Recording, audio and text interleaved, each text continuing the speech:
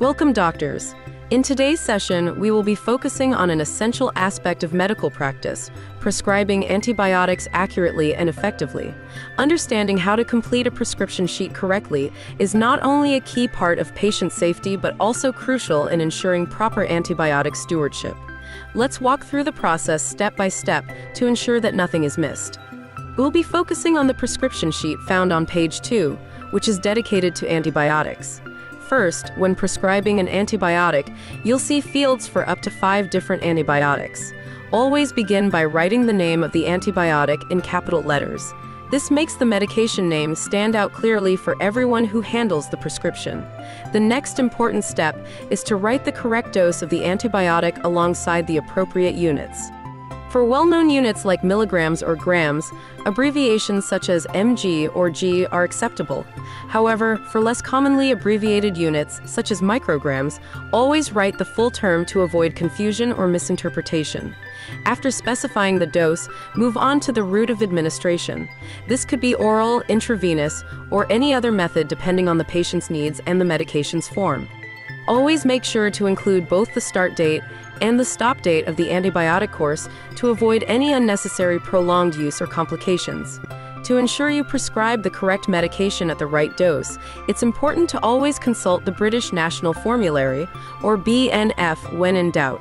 This resource provides accurate and up-to-date dosing guidelines based on the latest clinical evidence. Once you've completed the details about the antibiotic, don't forget to write your name and sign the prescription. This is your confirmation of the accuracy of the prescription. Additionally, be sure to add your GMC number and bleep number. The bleep number allows healthcare staff to contact you in case they have any queries regarding the prescription. An essential field is the indication for the prescription. Here, you should document the reason for prescribing the antibiotic, such as a bacterial infection, sepsis, or other medical condition. This helps ensure clarity for the healthcare team who may be involved in the patient's care later. In this section, there are 2 additional fields labeled sensitivities and micro, which are intended for documenting relevant microbiology findings and bug sensitivities. We will explore these fields in greater detail later in this session. In the additional information field, include any special instructions relevant to the prescription. For instance, you may need to add notes on medication review schedules or specific instructions regarding the dilution or administration of certain antibiotics, such as vancomycin. This field can also be used for directions on the application of topical medications, such as ointments. The last part to consider is the pharmacy field. This area is not for the prescribing doctor to complete. It is reserved for the pharmacist, who may add relevant notes after reviewing the prescription. Lastly, let's look at the date and time of administration section. Special emphasis should be given to the frequency and duration of administration. This part will be completed by the nursing staff, who will check off each dose as it is administered. It is vital that your instructions are clear and detailed, as they guide the nursing staff on how to safely administer the antibiotic, including any special instructions beyond the prescription itself. One key principle to remember is that antibiotics should be reviewed 48 hours after administration. This practice is clearly documented in the prescription's date and time section. Additionally, a reminder to adjust the medication based on the patient's response may be written in the additional information section.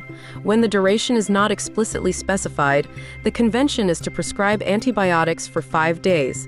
This ensures that the patient receives an adequate course to address the infection. Let's talk about the frequency of doses. QDS means the antibiotic is given every 6 hours. TDS is every 8 hours. BD is every 12 hours, and OD means once a day. Make sure to write the frequency in the 24-hour format to avoid any confusion in administering the medication. There are also some specific nuances in antibiotic prescribing.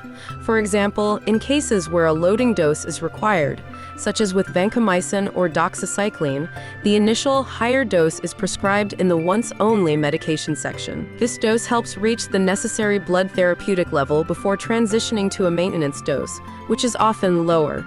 If the situation isn't outlined in the BNF, the antibiotic is usually continued for 5 days. Remember to cancel the first dose in the antibiotic section if a loading dose is given, as it's already documented in the once-only section.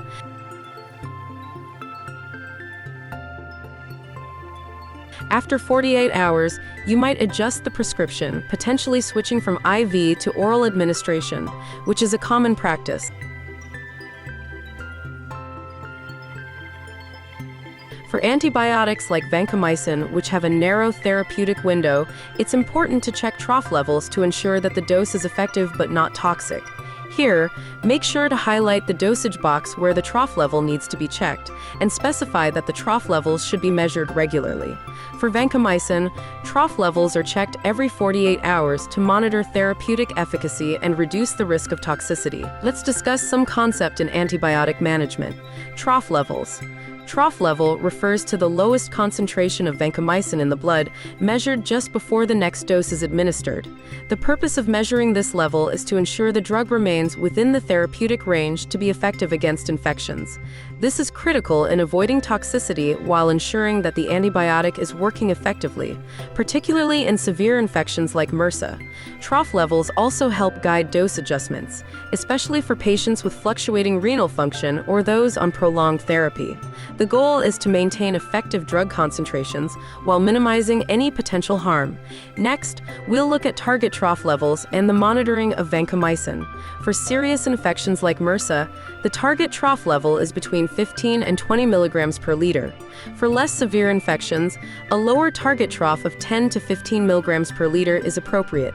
Trough levels should be measured within 30 minutes before the fourth dose, which ensures an accurate reflection of the lowest drug concentration. Regular monitoring is crucial, particularly in patients with kidney dysfunction or those receiving long-term treatment. Vancomycin's mechanism of action is based on how long the drug concentration stays above the minimum inhibitory concentration, or MIC. This is why maintaining appropriate trough levels is so important, as it ensures adequate bacterial killing. Vancomycin is especially effective against gram-positive bacteria, including MRSA. To achieve this, consistent dosing intervals are needed to maintain therapeutic levels, with careful monitoring to balance efficacy and the risk of toxicity. Now let's discuss the purpose of the sensitivities and microbiology-approved fields, often found on page 2 of the prescription sheet. The goal is to guide treatment decisions based on antimicrobial susceptibility testing, or AST results. AST helps determine which antibiotics are effective against specific bacterial strains, allowing for customized therapy. This improves treatment outcomes by targeting the most appropriate antibiotics. Breakpoints are clinical thresholds used to classify bacteria based on their MIC values, helping to prevent the misuse of antibiotics and resistance development. When interpreting AST results, different categories describe how bacteria respond to antibiotics. If bacteria are categorized as susceptible, they are likely to be inhibited, making the antibiotic the preferred choice. An intermediate result means effectiveness is less predictable and may require higher doses. Resistant means the bacteria will not be inhibited by achievable drug concentrations, while susceptible dose-dependent indicates that effectiveness depends on adjusting the dosage regimen. The 48-hour antibiotic review is a key point in managing therapy effectively. The purpose of this review is to assess whether the chosen antibiotic remains appropriate and effective. At this stage, decisions are made to continue, adjust, or stop antibiotics based on the patient's response and clinical data. Key factors include the clinical response, microbiological results, antibiotic choice and dosing, as well as patient-specific factors. The goal is to ensure therapy is optimized for both safety and effectiveness. When assessing the clinical response, it's important to evaluate the signs and symptoms.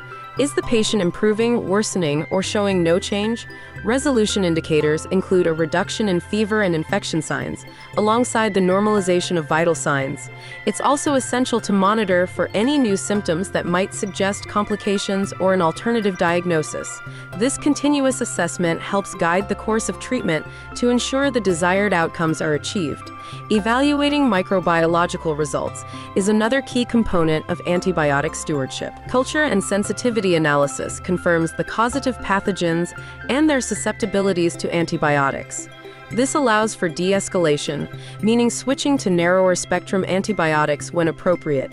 If cultures come back negative, you should consider discontinuing antibiotics if there's no clear evidence of infection. Such targeted therapy improves effectiveness and helps reduce the risk of antibiotic resistance.